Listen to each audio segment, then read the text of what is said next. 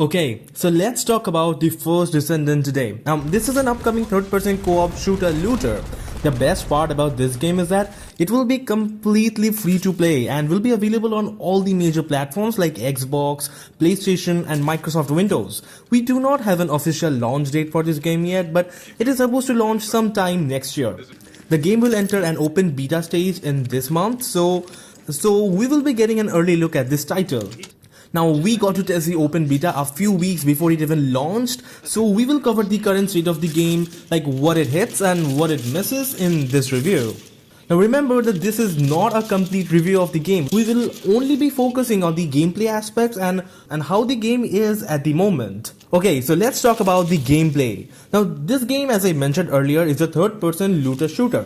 The game delivers on these aspects as it has been built around shooting hordes of enemy troops. The players get to experience the action from a third-person follow-around camera perspective, which is a standard in the gaming industry. Now, since this game is a shooter, the game features a variety of weapons to choose from. Players can equip up to 3 weapons that best suit their playstyle. I obviously went for an assault rifle, a shotgun, and a special weapon that allowed me to just nail down enemies when I am in a disadvantage.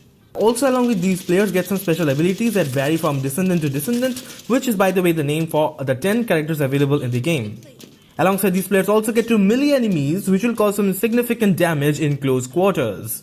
Now, the melee animation will differ from Descendant to Descendant, but the damage and execution kind of remain the same. Now, players will get to choose from a total of 10 characters, or Descendants as they call it in the game. The list includes Ajax, Lepik, Viesa, Ultimate Lepik, Jaber, Bunny, Freyna, Glay, Sharon and Blair.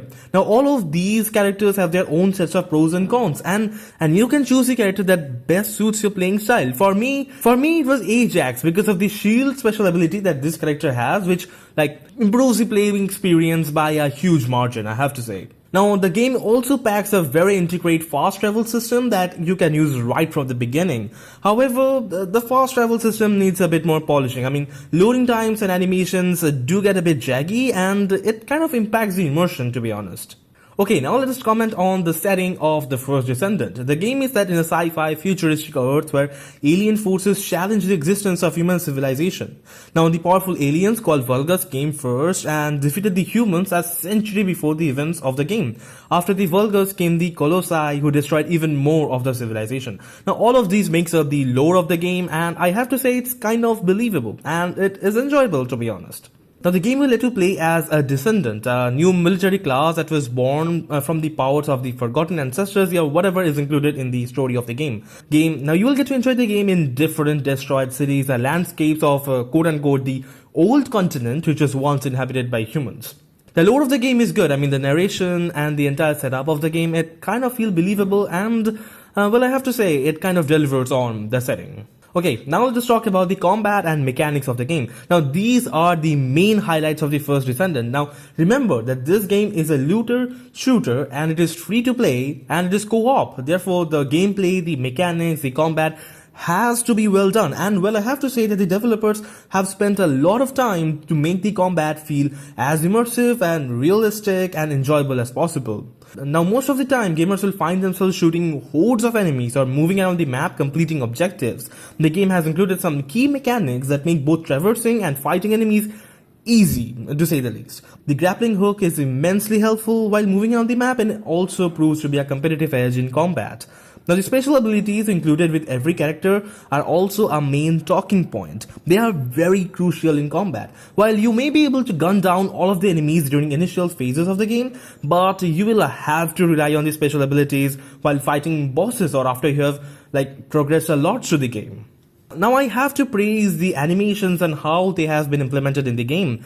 The developers have taken extra attention, as I mentioned earlier, to make sure that these animations are smooth and they feel immersive while playing the game. Like, the version that we got to play is an early build of the game, and I have to say that I did not encounter any game-breaking or annoying bugs which might just completely destroy the experience, and this is a big win for the developers. The experience will only improve with time. Okay, now coming to boss fights. Now, I was not intending to make this a separate section of the review, but considering how much work the developers have put behind curating these boss fights, I think I have to just talk about them a bit. Now, the game has 5 bosses to fight, at least in the open beta. The number should increase in the final release, and you can fight these bosses as a part of a 4-player co-op experience, which is kind of decent.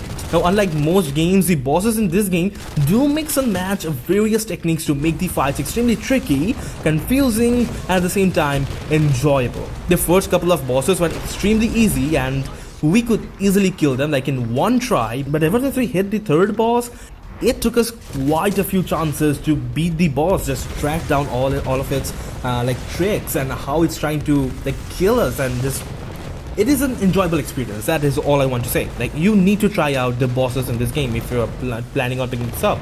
Okay, now let's just talk a bit about optimization, because I think the first Descendant needs some work on this. Now, this game packs like really high quality AAA level graphics. I am astounded by the graphics. Now, it is up to the 2022 standard, but still, it is not a AAA title, but it manages to deliver experience that makes us feel like we are playing one. Now, for the minimum requirements, the developers list at least an i5 3rd gen and GTX 1050 Ti or an old RX 570. Like, these will allow you to play the game at the lowest settings at 1080p. And if you want to play the game at the max settings, the developers recommend that you at least have an i7 7700K or a Ryzen 5 2600X along with an RTX 2060 or an RX 5600 XT. These are modest requirements, I'll have to say. And we tested the title using a Ryzen 5 5600H and RTX 3050 Ti along with 16 gigs of dual rank RAM. Now, at the very low settings preset, the game looks like poop, but you get a lot of frame rate. Okay, you get like 80 plus frame rates and the 1.1% lows are above 60. It is a decent experience. However, when I turned the preset up to low, the frame drop was okay. I mean, like 70 FPS, 1% and 0.1% was still good enough. But when I cranked the settings up to medium, it took a huge toll on the frame rate. Like, the average frame rate dropped around the mid 40s and 1.1% lows are like below 30 FPS. Now, point of this can be that the RTX 3050 Ti, despite being a good GPU, packs only 4 gigs of VRAM, but still, the 3050 and the 3050 Ti, these GPUs are recent GPUs, and a modern game that comes out should play well on these. Medium frame rates, to be honest, at 1080p, but this game did not allow us to play that, and very high and high, the game was not playable at all, like below 20 FPS marks. However, like, this is the most important part. This is where it gets very interesting.